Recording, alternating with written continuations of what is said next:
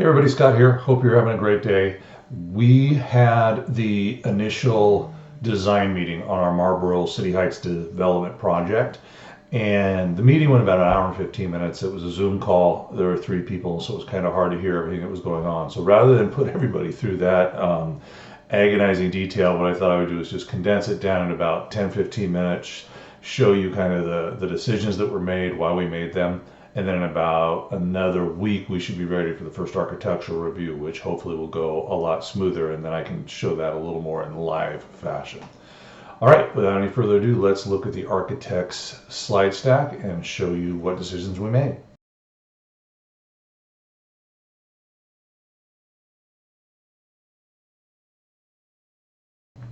Okay, this is the first slide, cover slide of architect Shane Curry's presentation to my wife and I on the Marlboro development.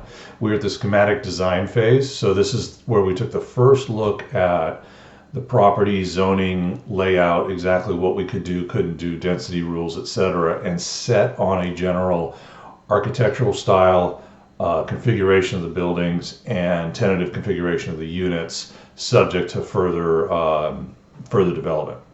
So that was just the agenda. Okay, so we are at, as I said, phase 2. If you remember the first video that was chopping off everybody's heads due to my fantastic cinematography, this was this is the second phase. It's a short meeting, then we'll jump straight into phase 3, which is more the design development nitty gritty. Okay, so here's looking at the site givens. You'll remember some of these. This is the site itself. It is about 140 by 50, so we're dealing with a 7,000 square foot lot. We have some setbacks up in front. So all this red area is space that we cannot build on, cannot do anything except make pathways, trees, that sort of thing. This blue spot is the buildable area. And then back here in the green, we also have some more setbacks. And what we've decided to do there is create 5 parking spaces. We're not going to submit them as parking spaces because off an alley with the parking spaces, we need a little bit more room than you actually need to park a car. So we're just going to leave it as blank, and we'll put the lines in later.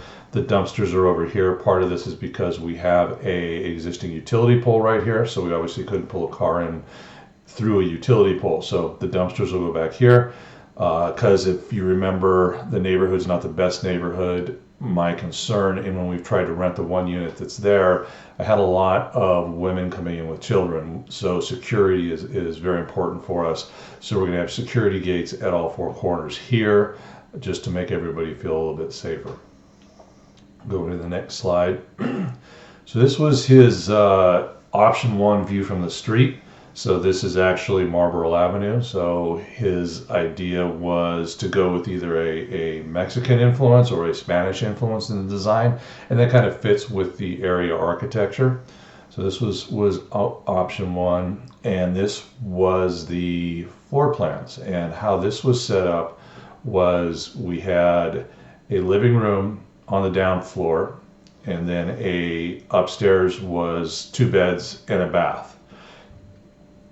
So we had a half bath here, which we liked, downstairs, and full bath here. So I liked the idea of having a bath and a half. My wife and I both thought that was important. The issue kind of for us was this felt more like a constrained living space. And part of that is because you've got the internal stairs. So we asked them to give us a design with internal stairs and external stairs. When you have stairs internally, when you figure the size, you're losing about 100 square feet, and these buildings, based on code and permitting costs, are going to be, each unit be about 750 or a little bit less square feet. So taking 100 square feet out of it really diminishes the living space, because obviously nobody lives on the stairs. So that was our biggest concern with this. Biggest positive was that we had a bath and a half. The bedrooms this was a little bit of a small bedroom for us. We had the master was only 10 by 9.5, while the secondary was 8.5 by 9. That was smaller than we would like. So those were kind of the 2 main issues. And you can see that they were stackable, next to each other. You can kind of see this staggering here when you look going down the aisle with the parking lots in the back and the dumpsters here. Once again, our security gates here with privacy fences in between the units. These would also be gated, as that would be part of their access. So that was option one. This was the look of option two, more of a traditional Spanish architecture. And once again, this is from the front with the gate access on the side. Typically going with minimalist planting here, not trying to do too much. It's going to take too much maintenance to handle. So this was the second example. We've got, instead of both units being 2 stories, the units are stacked. So one unit on the first floor, one unit on the second floor. First floor, you enter here, and you've got kind of a covered patio. It's a little bit of covered patio from above for privacy. Space between the buildings is 9 feet. In this one, I liked much better the more open space here.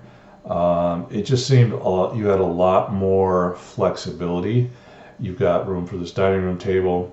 You could also, if somebody wanted to, flip the couch over here, put your TV space over in this area. The back wall here would not have windows, reason being that affects the privacy of the units behind it. So we want the people to have a private yard, to not have people peering into their bedrooms. So the back walls have no windows. This downside of this property was 1 bath only. Okay, so you've got a closet here, you've got a little bit of a linen closet, smaller closet, stackable washer dryer. This does a very good job of minimizing the wasted space. So anytime you're in a space like this, any hallway is kind of wasted if you can't use it. So you really want to minimize these. So you have door, door. So this is just kind of if everybody comes out of the doors at the same time, they're going to run into each other. But it creates more living space. So we like this factor. What we did not like was we only have a single bath.